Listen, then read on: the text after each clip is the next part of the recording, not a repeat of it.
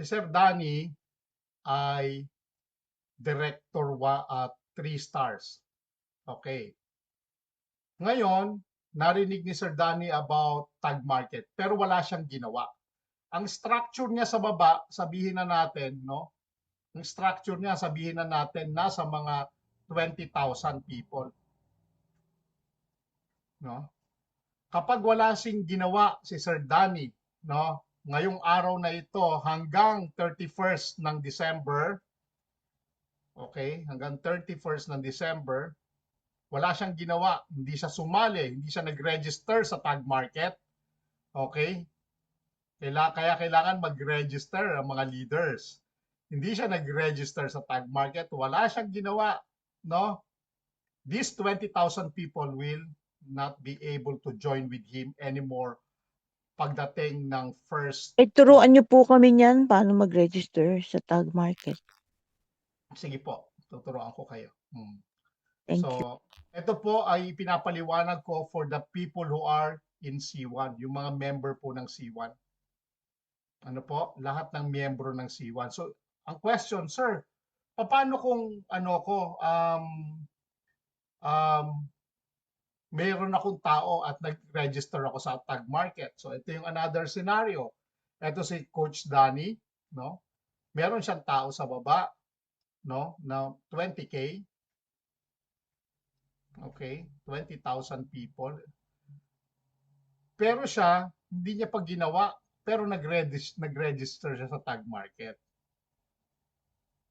Hindi lang siya naglagay pa ng pera. Kasi una, medyo nagtatampo pa siya, kaya medyo nagpapakipot pa, gusto pa ng konting push, no? Pero nag-register na siya. These 20,000 people down the line, maari pa rin pumasok sa kanya. Okay? Paano yung mga sasali next year? Pasok pa rin po sa kanya. Okay. Pasok pa din sa kanya. Ngayon, halimbawa, eto ngayon. Okay, pangatlong senaryo.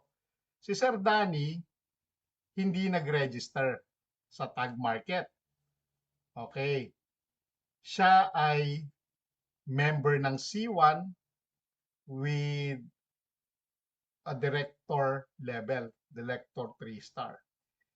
Hindi siya nag-register sa tag market. Okay? So, ibig sabihin, may tao siya halimbawa na 20K. Okay. Ayoko mag-register, hindi siya nag-register sa tag market. Ngayon, may tao siya na 20K. Pumasok ngayon, nag-first na ng 1st of January 2026. Nung 1st of January 2026, naisipan niya, o dun pa lang niya nalaman, mag-register na nga ako. Itong 20K niya na to, mawawala na. Okay, pero dahil nag-register siya sa tag market, meron siyang registration link. Di ba? Sa tag market, may link yan na registration link. Yun na ngayon yung pwede niyang ibigay dun sa mga pasasalihin niya. Okay? Pero sayang, hindi na sana siya mahihirapan. 'Di ba? Dahil meron na down the line niya eh. Dahil nag-register siya, tapos na after the 31st of December 2026. Nag-register siya ng 1st ng January. Yung 20K niya, wala na yon. Kaya turuan niyo po kami niyan para hindi namin ma-miss out. Hindi na sa kanya yon. Ngayon, sir, paano yung mga tao ko sa baba? Di bigay mo ngayon yung link ng tag market mo na. Mamano-manuhin mo yon. Yun ang gagawin mo. Ngayon, ang question, sir, paano yung iba kong tao na baka sa iba na sumali yon? O kaya nagtayo na rin sila ng sarili niyang grupo, hindi na papasok sa'yo yan. Example, ganito. Okay, pangatlong senaryo. Pang-limang senaryo. Ito si Coach Danny. Nag-register siya noong 2026. So nawala na yung 20,000 na tao niya. Ngayon, meron siyang isang tao dito, nag-register, ang pangalan ay Scorpio, no? Nag-register sa kanya, nag-register siya, nung November pa. Okay, November pa. Ngayon, lahat ng nakukuha nito, hindi pa nakukuha ni Coach Danny kasi nga, hindi siya member ng Tag Market. Okay? O hindi pa siya naka-register. So wala siyang nakukuha dito sa kay Scorpio na to, sa letter S. Wala siyang makuha kasi hindi siya nakakuha ng profit sharing lot commission kasi nga hindi niya pa ginawa. Pero ito si Scorpio, si letter S na to, downline niya. Okay. Ngayon, lahat ng pumapasok ngayon dito sa ilalim niya, si Scorpio na yung makakakuha. Ngayon, sumampa ngayon yung 1st ng January, okay? Okay, sumampa yung 1st ng January, ang mangyayari po, no, lahat ng mga downlines dito na kay Scorpio papasok, hindi na papasok kay Danny. Na-block na siya. Dito na yan lahat. So sayang. Tama? Sayang. So lahat ng papasok, ito na makikinabang si Scorpio na. Bakit? Anong sabi ng company? Di ba? Lahat ng sa structure down the line mo, kapag hindi ka nakapag-register sa Tag Market before the 31st of December, yung structure mo burado. Zero ka. Eh ngayon, kaya nga sabi ko, kung nagbago isip, nag-register ng 1st of January, wala na yung structure niya. Pero, pwede pa rin niyang ibigay yung kanyang link dun sa iba pa na structure niya. Paano ngayon ang mangyari halimbawa, sa iba na siya sumali? Sa yung structure kasi nagpahuli, nagpatumpik-tumpik di ba? Ano ba yung mag-register ka? Kahit di ka magbayad. Di ba? Minsan, ang mga tao, anong tawag doon? Pride. Yun ang tinatawag doon, pride. Di ba? Oh. Kaya, paalala ko lang po, no, doon sa mga leaders, no, sayang. Ano ba yung mag-register ka? Ano ba yung mag-KYC ka? Kahit di ka maglagay ng pera. Ang importante, makuha mo yung structure mo down the line. Nakuha niyo po? So, sana naintindihan natin yon, no? At pwede nating sabihin yan dun sa ating mga downlines, sa ating upline. O, pwede nyo rin hindi sabihin. Nasa sa inyo po yon, no? Kung ganun po yung gusto niyo gawin, nasa sa inyo po yon. So, yun lang po at maraming salamat. Ngayon. Any question po? May Thank question po? you. Question? Coach Danny? Coach Danny, andyan ka?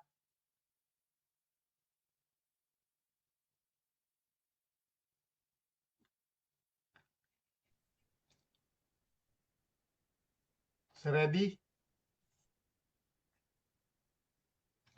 Permission.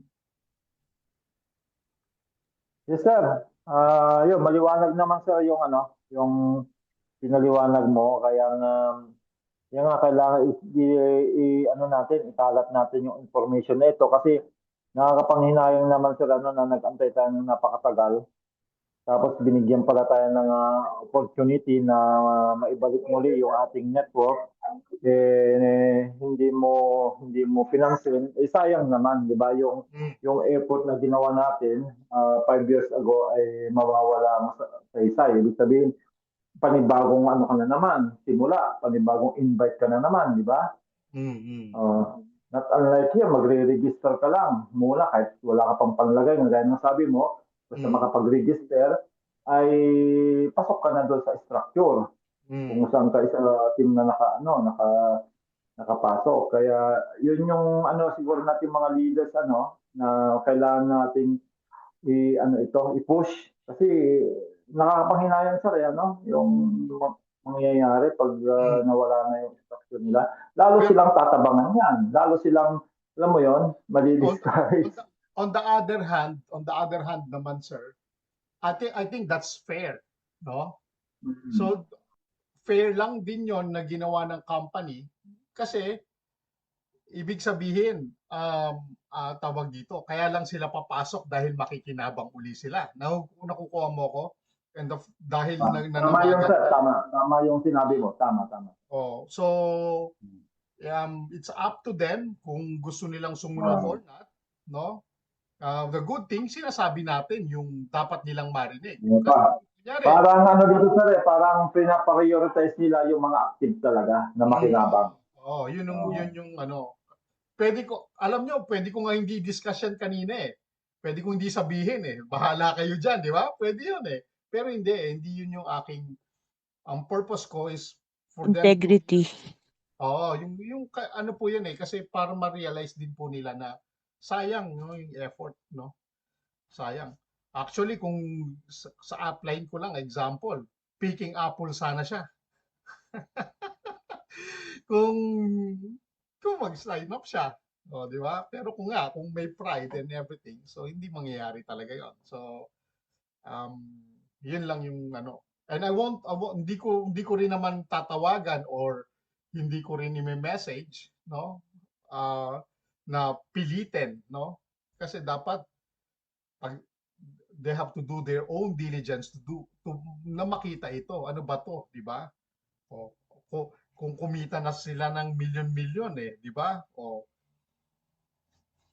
So yun. Pag may nagtanong po, bakit po kailangan ng ganoong ng registration? Ano po ang biglang gano'n ng company?